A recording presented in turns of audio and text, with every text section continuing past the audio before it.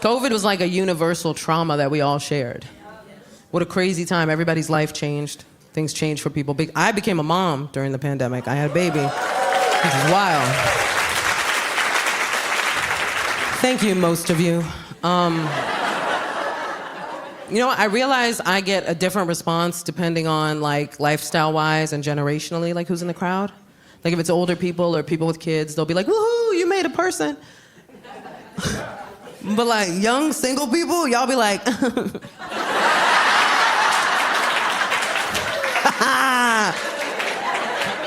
I see all your trauma come up to the surface. I'm like, I said, I'm a mom, not your mom. I didn't do it. But I get it, because we're having different conversations now, right, about parenting. Right, we're getting into it, man. Parenting conversations are changing, and they should. We have some archaic views on parenting that I really think need changing. Like the belief that it makes or breaks you as a woman to have a baby. No, it doesn't. If you want to have a baby, have a baby. You don't want to have a baby, don't have a baby. It's nobody's business. It's ridiculous to think it's anybody's business but your own. But I will tell you this, anytime I've met a woman that doesn't want kids, that is the first thing she wants me to know about her. The second she finds out I'm a mom, she's like, I don't want kids. Cool, I wasn't offering. I was talking about my favorite subject, which is me, and then you interrupted me with some you, which I did not request for this. But I respect it. I respect it when a woman knows she doesn't want to have kids. I do. I think it's a good thing to know about yourself, and I think a lot of people would have been spared bad relationships with their mothers had they known they didn't know what they were doing or feel like they wanted to do it even in the first place. And I wish more people were that aware, right?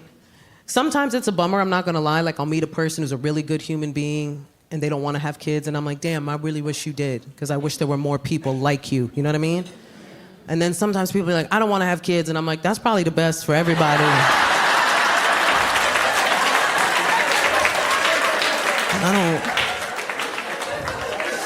I don't think you should have houseplants. Like, I don't know if you know how to love, bruh. We're having these different conversations that I feel like are so important because we're talking about things that definitely people that grew up in certain generations never heard of, right? Like we're talking about toxic parenting, right? We never heard that growing up. And let me tell you something, like I said, I'm Puerto Rican. I guarantee you nobody's cornered the market on toxic parenting like Latino parents. Woo! Man, oh, look at us trauma bonding. It hurts so bueno, doesn't it? I'm telling you, man, we put the tra in trauma. That was us. That was all us. It was just Alma, we spiced it up. That's why we have to talk about stuff like toxic parenting, because a lot of us didn't even realize we had toxic parents until we looked over our childhoods with today's guidelines. I thought I was safe. I was like, nah, I love my parents love me. What's that? Yeah, they hit me. Every day. But only when I was doing kid stuff. Let me see that list real quick. Let me look real quick. Saw all the information they know now about raising kids, and I was like, oh no! I need so much therapy. Like, that's wild. I hope there's a punch card. Trying to explain therapy to Latino parents. Look at that, look at that. Look at that. That hit you right in the trauma, right there. Like, whoop. Man, I was like, I cannot sana away depression. It's not how that works. If you don't know what sana is, allow me to explain. For those that don't know, Latinos have this thing that we say when like little kids get hurt. It's a little rhyme, make them feel better, you know what I mean? Sana, colita de rana, si no sanas hoy, sanarás mañana. You're all healed.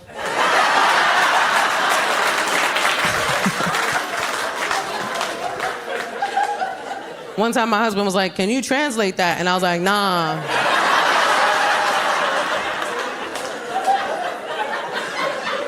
Nah, man. Anything you translate from another language into English always loses something. Because the other languages are often so poetic, especially Spanish, such a poetic language. And if you translate it, it just loses all validity. Because translated, it's save, butt of a frog. If you don't heal today, you'll heal tomorrow. It's just passive-aggressive witchcraft. That's all it is. That's all it is. Save, butt of a frog. You have to say it in Spanish or your children will have nightmares. Like, you can't.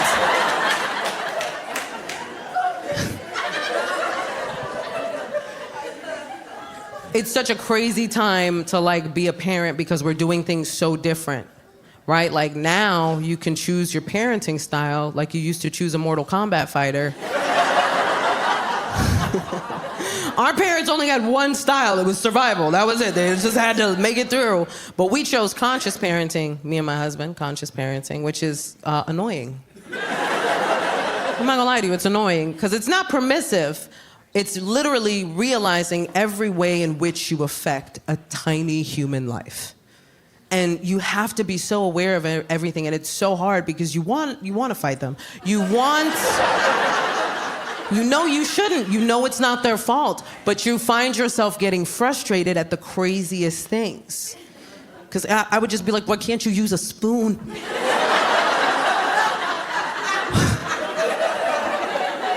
Give my son a spoon, he's like, no, you crackhead.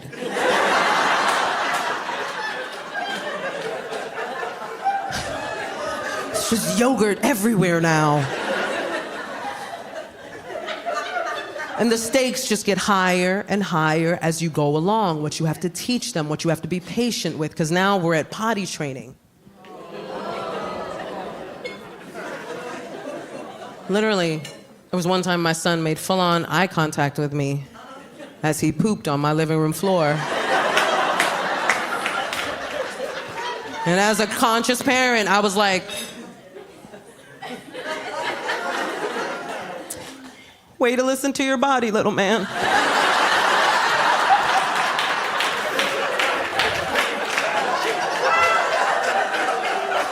What am I gonna do?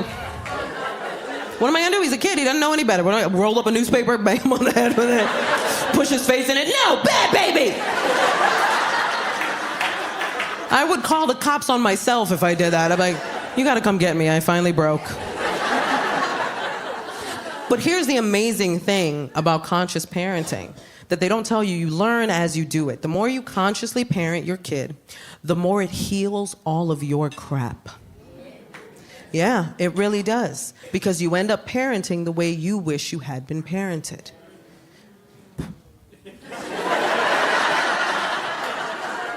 I found this out in the moment with my son because we do affirmations every morning. I know, it's adorable. Don't get it twisted, it's Snoop Dogg affirmations. I want to thank me. No, it's a great affirmation. No, Snoop Dogg has a kid show. If you don't know, it's amazing. Yeah, right? Doggyland. If you don't know about it, watch it. He plays a character named Bow Wizzle. You're welcome. The songs all slap. You're welcome.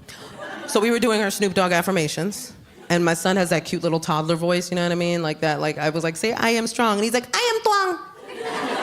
Like, say, I am brave. He's like, I am brave. And then I felt it, like all the stuff I didn't get. You know what I mean? In that moment, I felt that. And like, before I knew it, I was like, say, I am loved.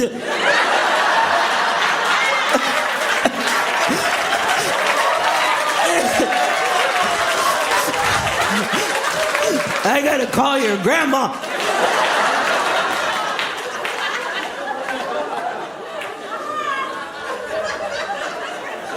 I didn't even see that coming, man. And it's so crazy now being a boy mom because the microscope is on us, man. We are underneath such a microscope, everything we do. And I'm fine with it, because I think if we change the game, we could really change how things work out in the world. I really do. I don't mind it, you know what I mean? And my girlfriends were on it right away. The second they found out that I was having a little boy, they were like, it's all up to you. You gotta fight the patriarchy. And I was like, can I teach him the alphabet first? I can, I just gotta be real intentional with it, you know what I mean? Like, A is for accountability, B is for bodily autonomy, and C is for consent. Repeat it to mommy.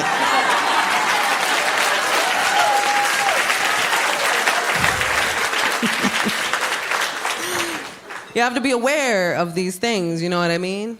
And I think the thing that's hard now is that there's so many opinions on parenting now, and you don't know where to go, you know what I mean? And as a parent, it can be hard to take the opinion of somebody who doesn't have kids, for instance. I found myself getting frustrated at people that would give parenting advice that don't have kids. And I felt the way that a lot of parents do. Like, if you're not living this life, how do you know what to tell me to do?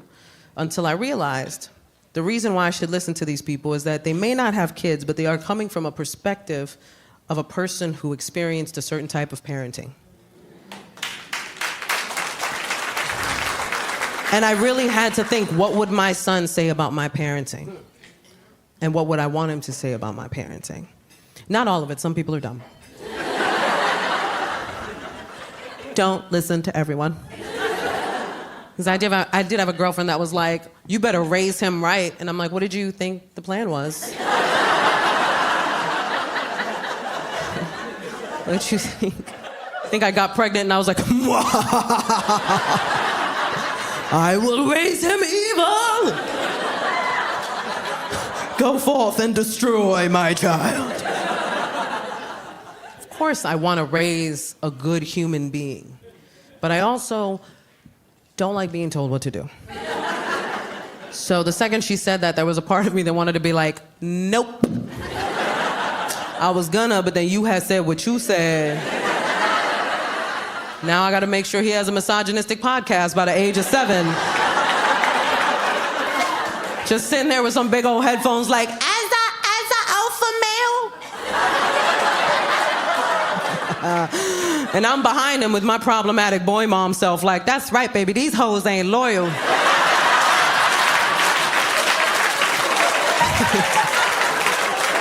It's just me and you forever.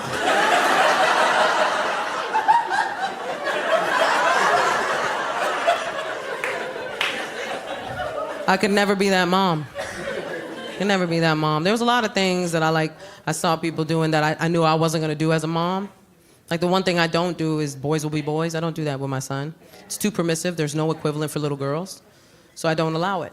And you know, the parents that I've seen do it, it gets out of hand real quick. You just know it's gonna snowball to bigger things, like boys will be boys. He stabbed the babysitter.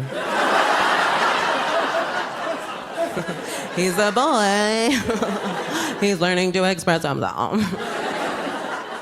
And I know you're not supposed to judge other parents, but I do. I do. Only when I see them doing things that are detrimental to their children or to parenting in general. I can't help but pick up on that now. Like, there was a woman who put out a video and it went viral. And this was the whole video. She goes, I'm gonna teach my son how to cook so your daughter can't trick him into a relationship with her cooking. First of all, don't nobody want your dusty son. First of all, don't act like a basic skill is something to brag about. And second, how long you been out the dating pool, ma'am? What do you think is gonna happen? You think I'm just gonna leave a trail of empanadas that lead to an altar? You're gonna be like, oh no, I'm married. What kind of idiot did you raise? There were so many things, and when, me and my husband, when we talked about how we were gonna do this, that we decided we were just not gonna do, right? And there were certain things we promised ourselves that we would do. Because there was a lot to consider. Not only do we wanna raise a good human being, but also, my son is multicultural. Like I said, he's mixed. He's half Puerto Rican, half white, hard tea. That Midwest white hits different, you know what I'm saying? Like, I know there's white people here, but if my husband walked in, even y'all would be like, that's a white guy. Like, you'd be like, I'm white, but that's unseasoned chicken that just walked through the front door. That is level 10 white. Don't y'all come for my porcelain king.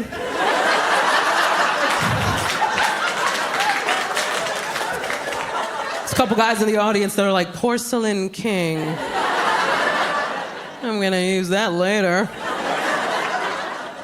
But I had to think about that, man. Like, my son is mixed. Or as I like to say, his DNA's been colonized.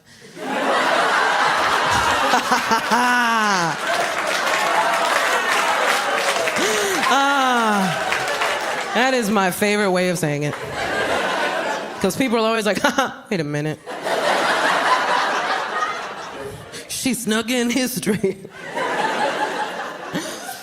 I have to think about that, though. Honestly, as the mother of a mixed child, I have to think about the fact that a lot of his childhood is going to be me explaining my half of his makeup and the history of those people.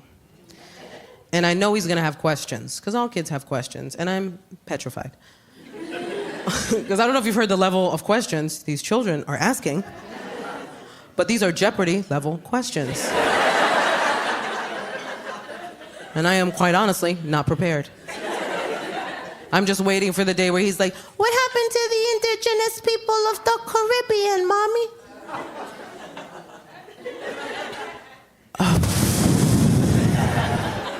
And then I just look at his dad.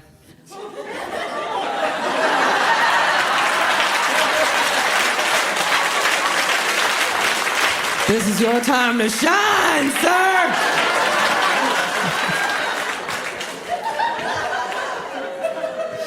My poor son is walking around like, I come from the oppressor and the oppressed. I'm the problem and the solution. Oh. I'm like, that's right, baby. Also, don't take no blankets from daddy's side of the family. If you got that last part,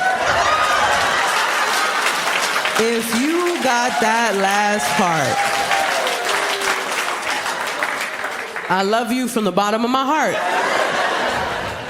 Because the amount of times I'd looked out at an audience of people that's like, what's wrong with their blankets? What's wrong? What's the thread count on the blankets?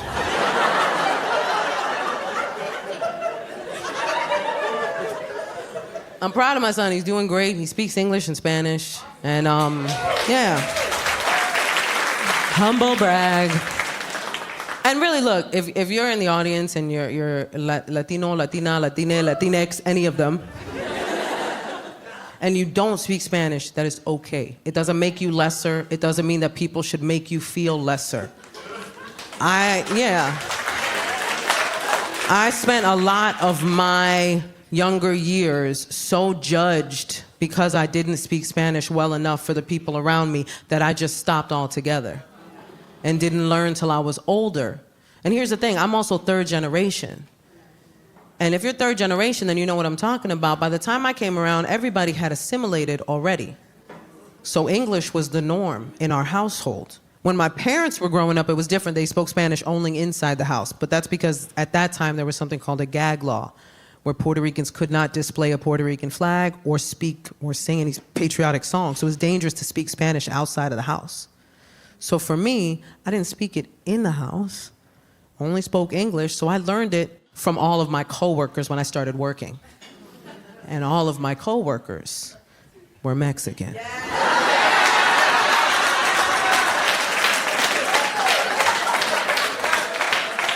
So my Spanish is very confusing. Because I'm a Puerto Rican who speaks Spanish with a Mexican accent, but uses Puerto Rican and Mexican terminology. My Spanish sounds like what a ransom note looks like.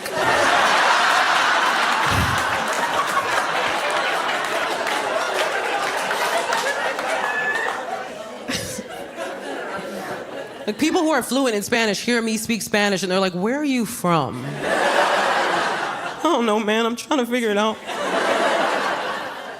My son does. He speaks Spanish, but he's nervous in Spanish, so he like whispers in Spanish. I know, it's adorable and creepy. Huh. Kids do not know the rules of whispering. So they just like do it whenever. I'll be like washing the dishes and behind me I hear, siete.